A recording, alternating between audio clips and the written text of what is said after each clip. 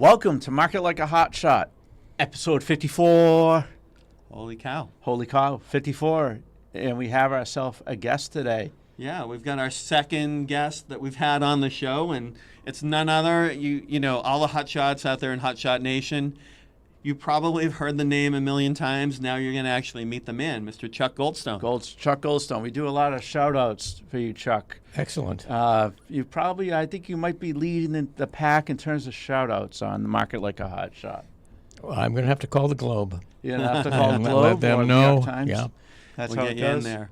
But we're very happy to have you on. You're an icon here in the greater Boston community, in the entrepreneur community. Storytelling Like a Hotshot is without a doubt the title of our podcast today, and you're the ultimate when it comes to storytelling. And you actually wrote the book on it. You wrote a too. book. So just really quick here, strategies and stories, chuckgoldstone.com. You can check it out, right? Yeah, you can, or just look on Amazon. Amazon.com. Amazon. Just use my name and it will come up. So, yeah, a good night last night at Venture Cafe, huh? It's always good. It's always a it's great a night. I great saw 'em place there. to network, and it's a great place just to let serendipity happen. You know, it's probably one of my favorite words. Yeah. You'd be surprised if you just pay attention. How many opportunities just fall in your lap? And I talk about serendipity all the time because it's really pretty incredible how you can just pay attention and someone or something will, hey, I know a guy. Yeah. So Yeah, that's what a lot of it happens at Venture Cafe. I think it's one of the better, and I think in Boston, I think for me it's the best venue for simply running into people and sharing ideas. Perfect. Every Thursday gathering, right in Kendall Square, Cambridge. Jeez. What's kind of interesting is that my fourth time at Venture Cafe, so at Venture Cafe they give you your name tag and it tells you how many times you attended. I had the number 4. Chuck, coincidentally, was on number 400. Yeah, had a couple zeros there. Which I thought was hilarious. But I did a lot of mentoring through the years. I had office hours all the time, so it was always a really great place to share ideas. I get to meet a huge number of startups, and we would have half-hour sessions. It's really pretty amazing what you can accomplish and how you can change people's perspective in just a very brief conversation. But yeah, I explain 400. Yeah, I say to people, either I'm very supportive of the entrepreneurial community, or my life is so pathetic I have nowhere else to be on a Thursday. Wow, you could spend it at a bar. Right? I could. Yeah, so I think it's better, being around some of the smartest brains on the planet. I've met some extraordinary people there. So, and I have too. So this is where we met Chuck. Well, I've known you for probably close to 10 years, but I got to know Chuck. Every week we go to Venture Cafe and we meet people. We have a good conversation. So really excited to have you here today. We do a lot of shout-outs. The shout-out king here on Market Like a Hotshot. So, but anyways, what do you say? We want to jump right into it? I think we dive right into it. Chuck has some incredible stories. I know he's helped me a lot with defining my stories, so I'm excited. I think the hotshots out there are going to love what he has. Yeah, to this tell us is today. one to remember. So definitely bookmark episode 54. I always ask folks, how did Chuck Goldstone become the Chuck Goldstone? So what was he like in terms of today? Now you have your own business, great book, strategies and stories. How did you get to there? You said you were on radio. So my first career, interestingly enough, it was in radio. It was in college, and I started on the campus radio station. Yeah. And I ended up being not terrible. And I ended up getting a job while I was still finishing school. I got a job on one of the, at that point, top 40 stations in Pittsburgh. So I did that for a couple of years, and I thought I would move to Boston. Oh. I'd done a lot in Pittsburgh, but as a student, and I said I want to go to a place where I'm not seen as that person who was the student. Because I did that. I did some TV work. I did a little bit of film work. So I came to Boston thinking I was going to stay in radio. Mm-hmm. And I came here and I found out that there was, let me use the technical term, nothing available. So I had a chance to go back to grad school, which I did, and I went to BU. And the program was about a year, and it was on communication strategies and instructional design, because I was very interested in educational TV and children's television. So I finished that degree and ended up then getting a job working for the Commonwealth. I worked at one of the colleges at that time, and producing, and I was there for a time working with literally, not figuratively, literally the worst person on the planet. Wow. And it was really an unpleasant experience. And at that point, I was starting to really look at what kind of clients were out there. And I just left, started my own company called IdeaWorks. And through the years, we grew. We did training, we did marketing, and we ended up with clients like Pepsi-Cola and General Cinema Theater and Velcro and a good number of the banks in Boston. So the company, and we were producing film, we were producing strategies, and the underpinning, but at that time I didn't call it that. The underpinning was story. Yeah. So anyway, I did that for a lot of years, and frankly, I got tired of managing the staff. Yeah, so I took off some time. Yeah. Well, I skinnied the company down, changed the direction, and took off some time, and I started to do some writing. A little different than the writing here. I mean, if I can go off on a tangent, I stayed in radio, but only dabbling, and I wrote. The other part of my life is part of what I wrote was humor, not jokes. I was a storyteller, and I got picked up by public radio and a program out in a national program called Marketplace on public radio. Nice. Brought me in to do commentary, but not business commentary. I did these 3-minute pieces that just jabbed a stick at the world.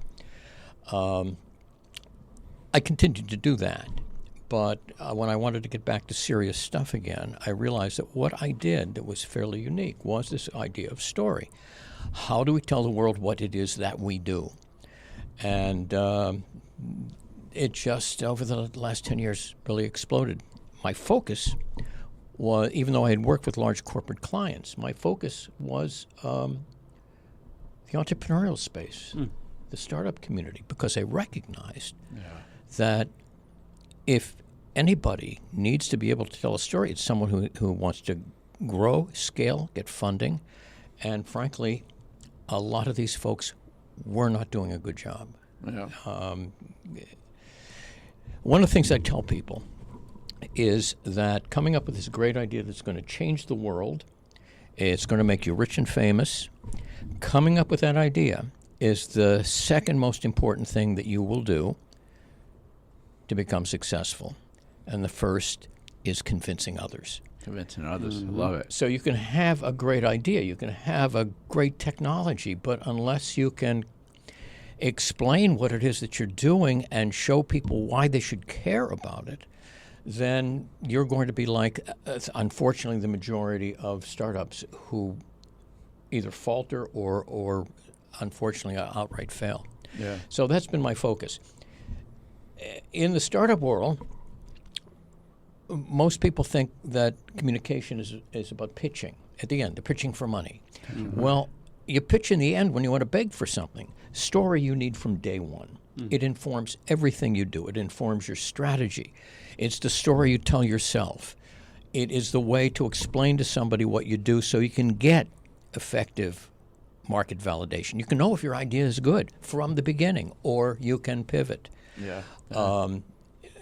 It is at the core of everything we do. And frankly, if you wait until the end, you've squandered all your time. And not only that, you have missed the opportunity to screw it up along the way and then correct it and pivot and practice, because you don't want to be practicing on the wrong person. No, you want to. Not only that, you don't want to. You don't want to be practicing on the people who you need to do things like give you money, or buy your product. You can't be practicing. That's then. a great tip. If everyone heard that right there, is when you do tell your story, probably you almost want to tell the story to the least important person just to get their feedback. Yeah.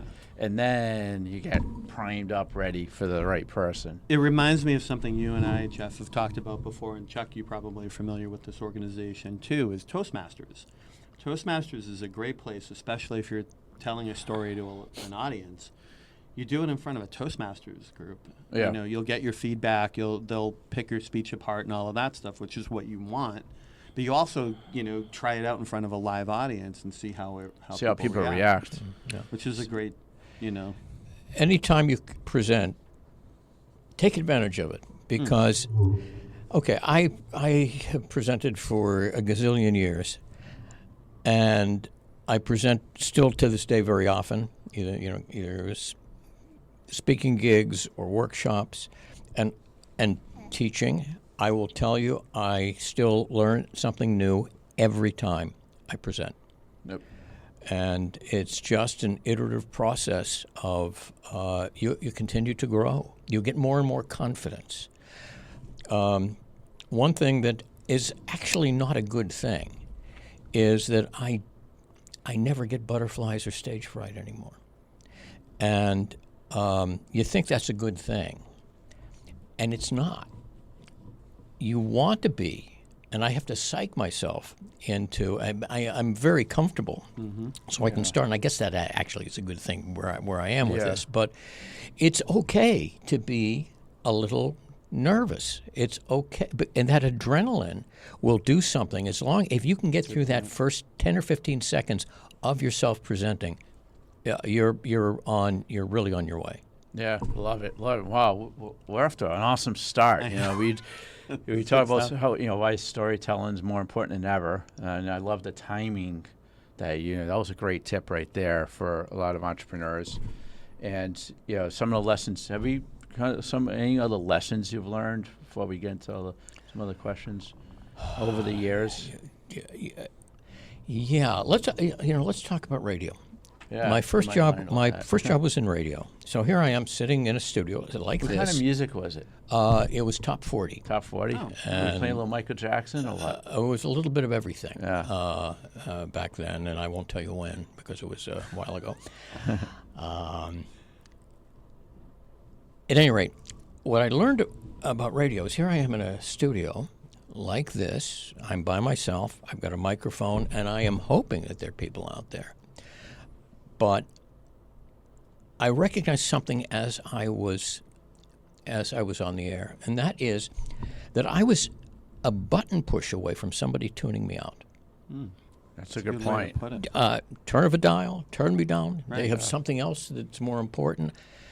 I had to keep people's attention every moment. But here's the thing.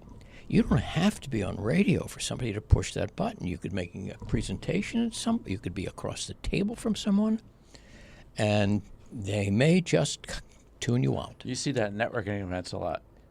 You ever notice that? Sometimes you see the long-winded person, and you can see the other person like roving eye syndrome. Yeah. So you have to maintain. You have to first capture attention. But then you have to maintain attention, and part of it is your own enthusiasm, and part of it is monitoring your audience, watching them. Are they zoning out? And there are certainly techniques to bring people back. But the important thing that I want to bring up now is that. You got to be aware, and you must keep attention. I tell people over and over that your audience does not owe you anything. You have to earn their attention every moment. So, I think that is fundamental and runs as your North Star. That's what you really need to focus on. You need to focus on really maintaining people's attention. And what's also important is that it is not your audience's responsibility to understand. It's your responsibility to be understood. So that's a good point. That's what I would say would be a lesson. Right no, but that's an important lesson. And a lot of Yeah. speakers don't realize that, and you can tell when you listen to them. that they just expect you to understand what they're talking about. They toss buzzwords and stuff like that out at you. I go over that a lot. When I was a technology manager, so I used to manage IT folks, and no offense, but they're like one of the worst people to tell stories because they talk in I always say servers or the technology that the application's running on. A lot of people don't give a damn about that. They want to know about the services and the outcome. They want to know about uptime. They want to know about what the benefit is of doing that. And people. It's funny you bring that up.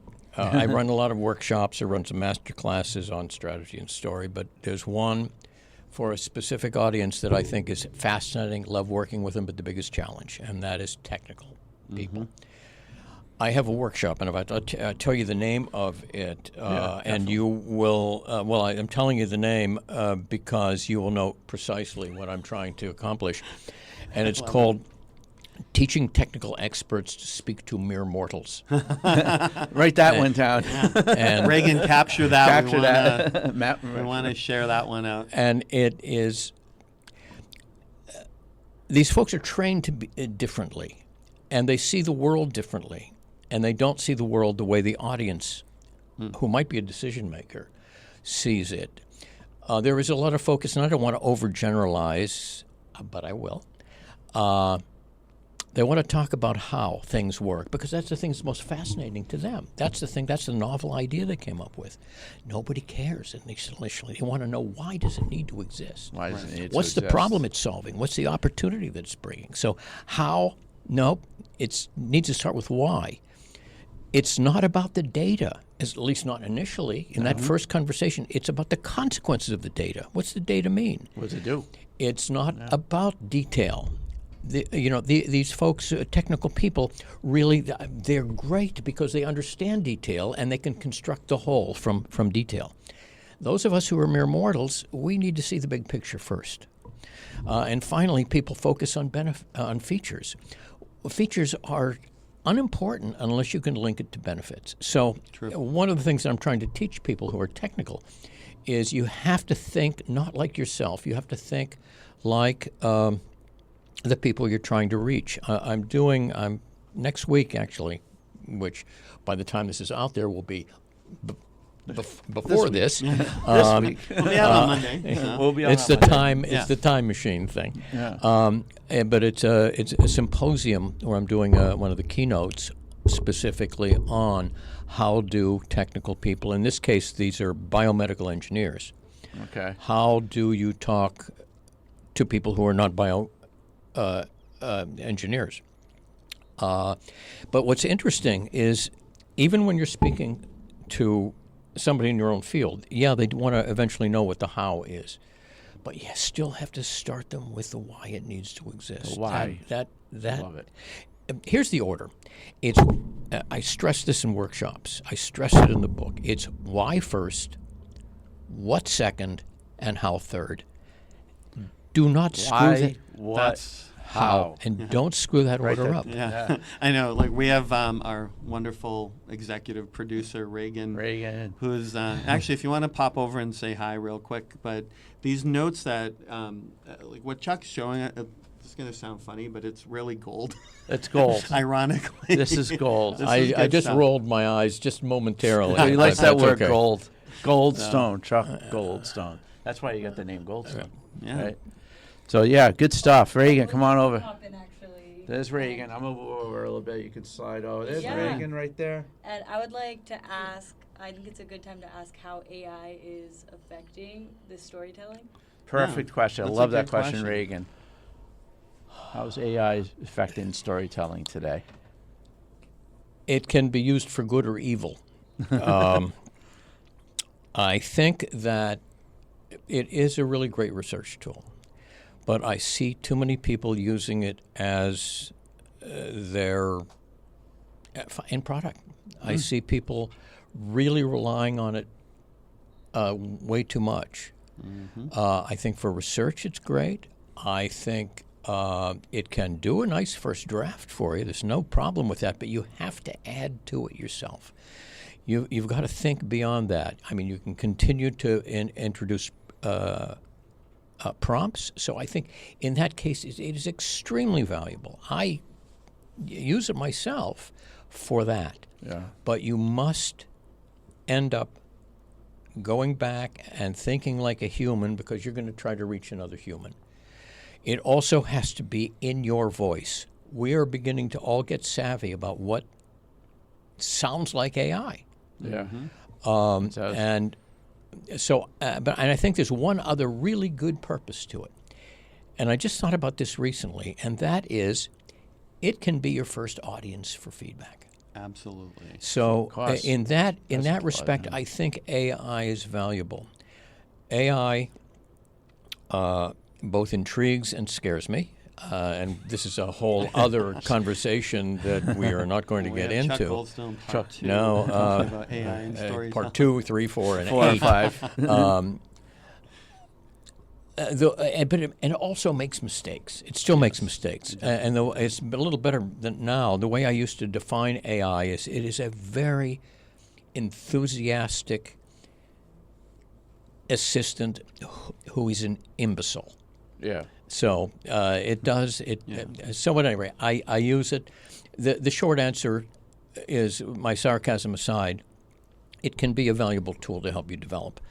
But in the end, it is your presentation. It must reflect you.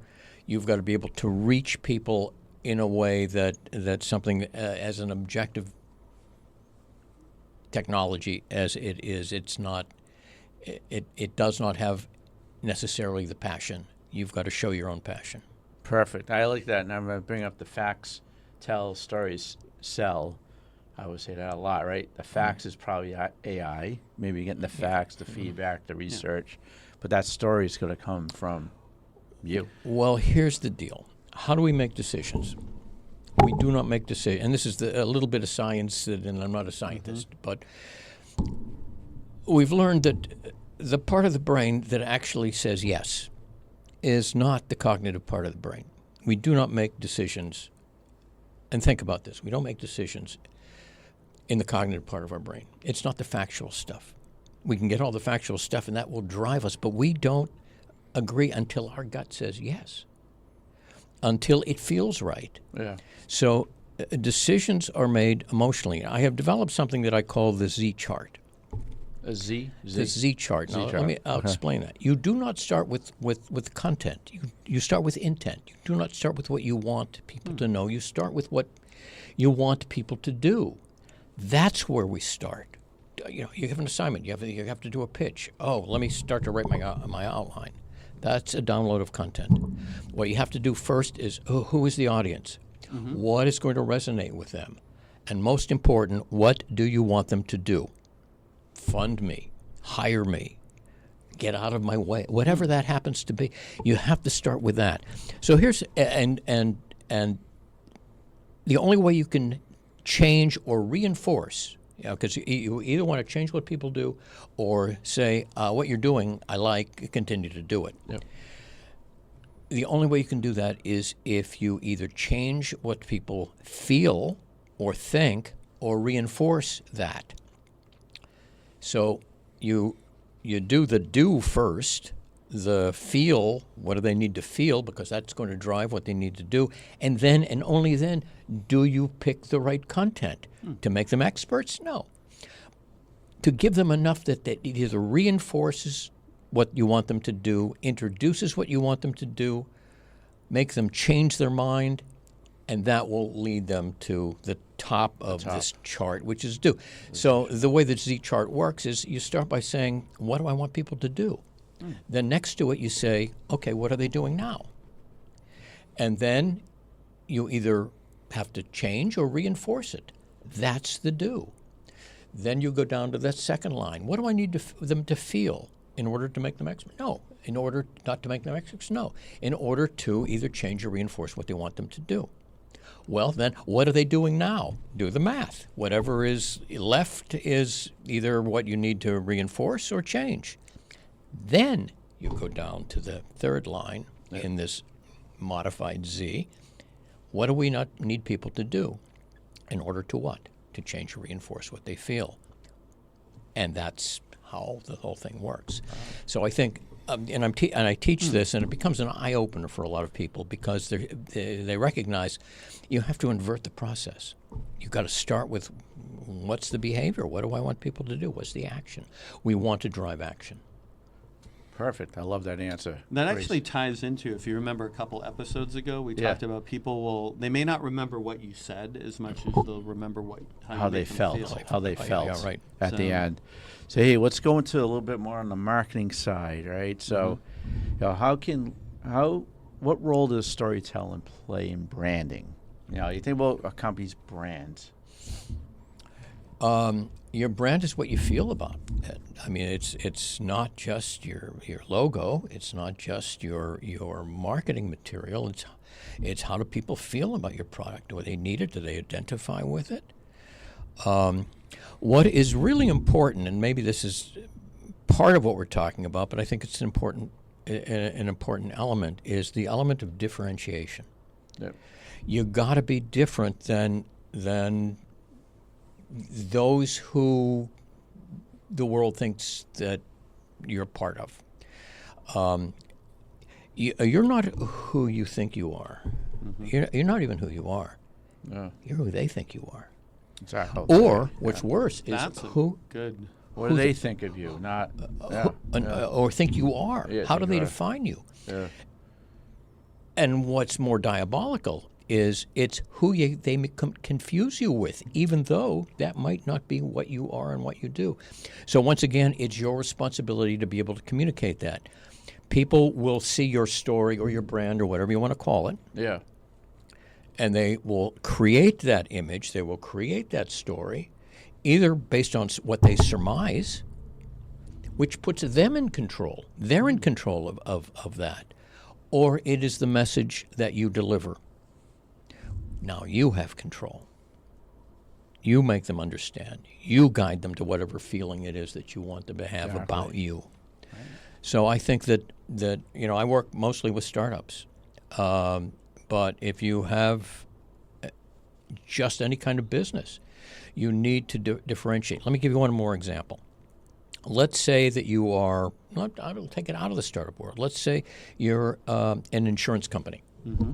Okay, you're in this big triangle with 97 other insurance companies. So choosing me choosing you as an insurance company, you got a 1 in 97 chance of me choosing you. There is a chance. What you need to do is find that thing that differentiates you, that says, I'm in the insurance, I'm in that, but this is what makes me different. If you can find what that difference is and it resonates with what you think people need, and you do that by doing a little research, if you can differentiate yourself and show that you are similar to that thing that people need, you're off by yourself. So you know what you've done? You've changed the odds. You're no longer 1 in 97. You're 1 in 9. You're 1 in 2. It's either you or somebody in this big pile. Yeah. So that's why it's really important to differentiate. I think that is. Let me share a couple of my favorite words. In whether it's startups or really any business. One is differentiation. Second is memorability. But to get better and more successful, you need 2 other words. Number 1 is understand how important curiosity is. That's the only reason we continue to grow. That's the only reason we get really great ideas. That's the only reason we can be creative. So that's the first word, and my favorite word, serendipity. Serendipity. It's that magical thing that happens that you don't expect. Yeah. And serendipity only pays its way and becomes successful for people who pay attention. It's all out there, something that will be a springboard for a new idea. It's either out there or it's already in you, and you just have to give it an opportunity to come out by thinking creatively. So, I think serendipity, I think creativity, they're really very much related. And I think to be successful, whether you're a startup, whether you have a business, whether you have a dry cleaning establishment. No matter what it is that you do, I think this is what I'm trying to share and what I'm trying to direct people to do is important for anybody who wants somebody in the world to pay attention. Yeah. And once again, it goes back to that thing I said. Then you control what people think because you then are what you want them. They think of you as what you want them to think of you as, and you have now controlled the flow of that story. Awesome stuff. So I have a little question that when I take it down a little bit of a level, I want to tell my story. So what's the simple framework I can use, anyone can use, to tell this story? Because a lot of times people are like, all right, I know I got a story. I got to tell a story. Mm-hmm. That's how stories sell, right? Facts tell, stories sell. What's that framework? Well, let's go to the top level first. Your story is your narrative or your content plus whatever emotional link. How can you get people to engage and find what it is that you're talking about as being relevant? Telling the story, the springboard for telling the story is generally someone will say, "Hey, I'm gonna leave this to you. What's the most common question? You meet somebody for the first time. Mm-hmm. You introduce yourself, shake hands. You're at a networking event. You're. What's the first thing that people ask you? What do you do? Exactly. And we did not rehearse this, did we? I know. We didn't rehearse this. We're all so used to it. What do you do? What do you do? And sometimes you get what brings you here. What but brings you're you right. here? So what do you do? Generally, it's what do you do? Yeah. And I ask people that all the time. I say, hey, what do you do? And they tell me, and they go deep into how they do it or something that is totally about them. And they go through it, and at the end I want to say, that's very interesting. I only have one follow-up question. What do you do? See, when I ask that, when I ask what do you do, and we all ask, really we're asking three things. Number one, why do you deserve to be in the cosmos? What's the problem you're solving or the opportunity that you're offering? It needs to be one or the other. It can be both, but it needs to be one or the other. Are you doing something that no one's done before, or are you doing something that someone's done before, but you can do it better? Or there's actually a third, and that is somebody is first, somebody can do it better, but you have a better story. Yeah. Okay, so the first level is why do you deserve to be in the cosmos? The second is the thing that's more important, and that is why should your audience care? Why should the audience because care? that makes it about them. Yep. And then the third element of this, what do you do, is okay. Now that we understand each other, where do we go from here? What do we do next? What is the ask? So, I think that is going to be at the core of creating any story because people are asking you what you do. So to be more direct in terms of that answer is you have to think about who you are, but what is it that will make them engage? Why should they care? Yep. The story's not about us. We can be the subject matter, but the story needs to be about the people who you are trying to reach. Exactly. It's got to be about It's got to be about them. What do you do? Hey, we have a technology that does this. So what? Who cares? Who cares? You got to start out by getting people's attention. I want to get academic here, but I think there are 5 parts to any kind of communication, any kind of presentation. One is you must capture attention. Number 2 is you have to make the content relevant.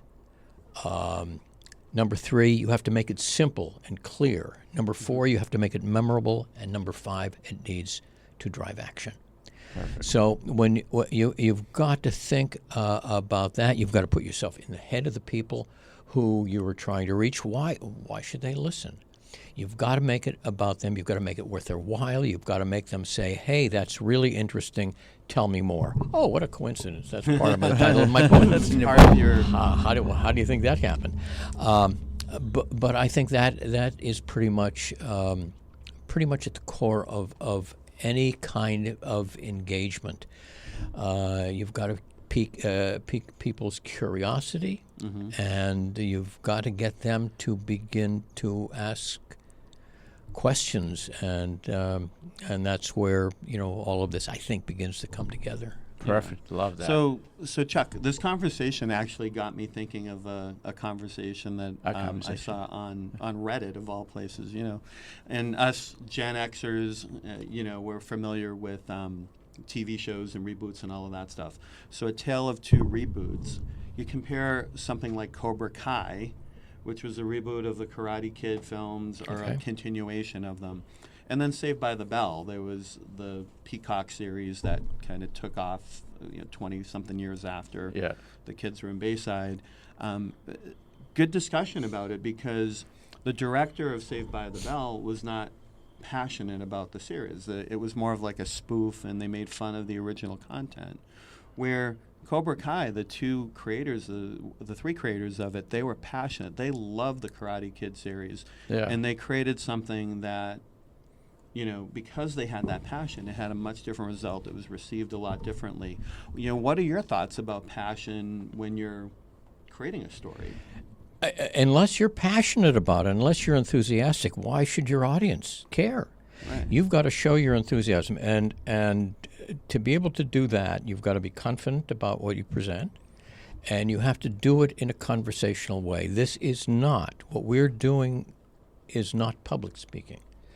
This is a conversation. This is it might be a conversation. It might actually be a narrative, but it's got to be in your own voice.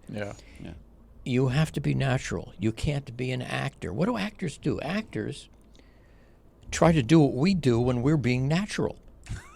So let's not try to be an actor. We got all these great lines coming out of I know. Our notes are incredible for this episode. So make it conversational. Authenticity is what people buy. If you have a service, if you have a technology, if you're a startup, if you have any kind of service, people need to be confident in you, and you can communicate that by being confident, not arrogant, but confident. It's a big difference between confidence and But you need to be passionate. You need to care about what it is, because audiences are really sophisticated. They're going to know. Exactly. If you don't care, they're going to know.